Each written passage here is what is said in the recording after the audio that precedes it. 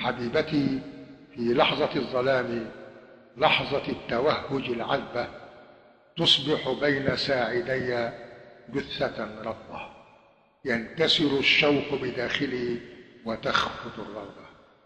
أموء فوق خدها، أصرخ فوق نهدها، أود لو أنفس في مسام جلدها، لكن يظل بيننا الزجاج والغياب والغربة.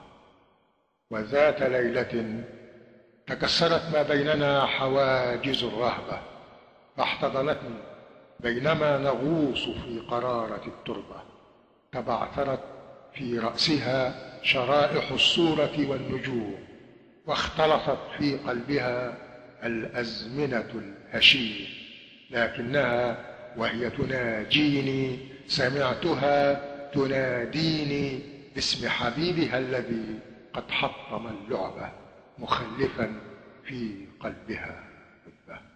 مصفوفة حقائبي على رفوف الذاكرة، والسفر الطويل يبدأ دون أن تسير